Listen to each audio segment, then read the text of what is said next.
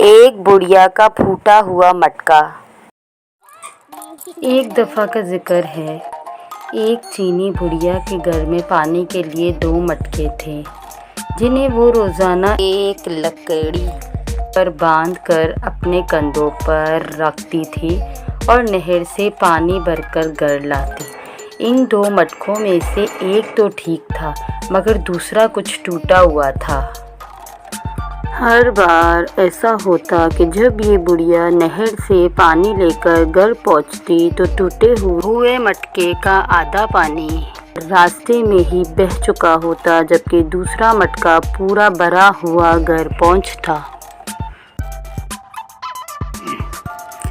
جہاں ثابت مٹکا اپنی کارکردگی سے بالکل مطمئن تھا تو ٹوٹا ہوا بالکل ہی مایوس، حتیٰ کہ وہ تو اپنی ذات سے بھی نفرت کرنے لگا تھا کہ آخرکار کیوں کر وہ اپنے فرائض کو اس انداز سے پورا نہیں کر پاتا جس کی اس سے توقع کی جاتی ہے۔ اور پھر مسلسل 2 سالوں تک ناکامی کی تلخی اور کڑواہٹ لیے ٹوٹے ہوئے گھڑے نے ایک دن اس عورت سے کہا، میں اپنی معذوری کی وجہ سے شرمندہ ہوں۔ جو پانی تم اتنی مشقت سے بھر کر اتنی دور سے لاتی ہو، اس میں سے کافی سارا صرف میرے ٹوٹا ہوا ہونے کی وجہ سے گھر پہنچتے پہنچتے راستے میں ہی گر جاتا ہے۔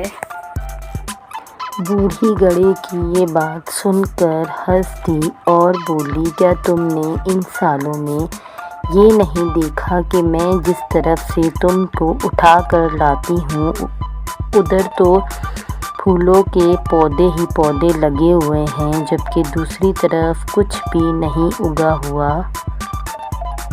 اور مجھے اس پانی کا پورا پتہ ہے جو تمہارے ٹوٹا ہوا ہونے کی وجہ سے گرتا ہے، اور اسی لیے تو میں نے نہر سے لے کر اپنے گھر تک کے راستے میں پھولوں کے بیج بو دیے تھے تاکہ میرے گھر آنے تک وہ روزانہ اس پانی سے سیراب ہوتے رہا کرے۔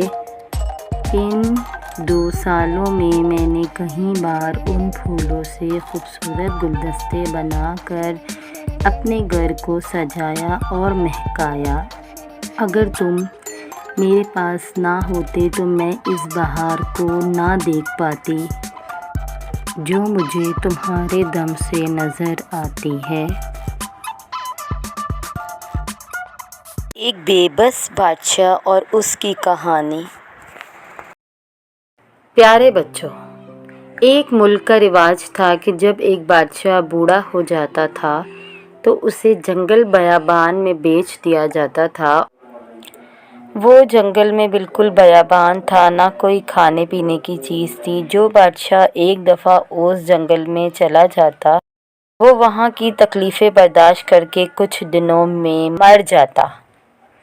اب ایک بادشاہ بوڑھا ہوا، اسے جنگل میں بھیجا اور وہ مر گیا۔ پھر دوسرے بادشاہ کا انتخاب کیا۔ وہ بادشاہ بڑا ہی سمجھدار تھا۔ اس نے وہاں کے لوگوں سے پوچھا کہ جب بادشاہ بوڑھا ہو جاتا ہے تو اس کے ساتھ کیا کیا جاتا ہے؟ اس ملک کے لوگوں نے کہا کہ ایک مقام ہے، جنگل ہے، بیاباں ہے، وہاں چھوڑ دیا جاتا ہے۔ تو بادشاہ بننے کے بعد اس نے کہا، مجھے وہ جگہ دکھاؤ۔ لوگ اسے وہاں لے کر گئے۔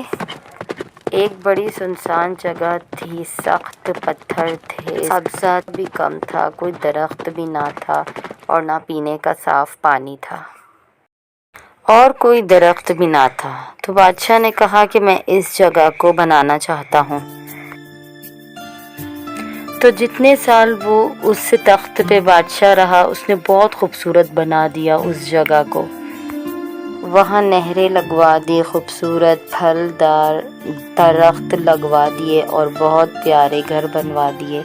لوگ بادشاہ کو دیکھ کر بڑے پریشان تھے کہ بادشاہ یہ کیا کر رہا ہے، یہ اتنا پیسہ کیوں خرچ کر رہا ہے۔ بہرحال بادشاہ نے اس بیابان کو گلستان بنا دیا۔ اب جب وہ بوڑھا ہو گیا، اس کا وقت آیا جانے کا، تو اب وہ جنگل بیابان تھوڑی تھا، اب تو وہ بہت خوبصورت جگہ تھی۔ پینے کو صاف پانی تھا، پھلدار درخت تھے، رہنے کو خوبصورت گھر تھے۔ اب تو وہ بہت خوبصورت جگہ تھی۔ اس بادشاہ نے اپنی عقل مندی سے اپنا بڑھاپا محفوظ کر لیا اور وہاں ایک اچھی زندگی گزارنے لگا۔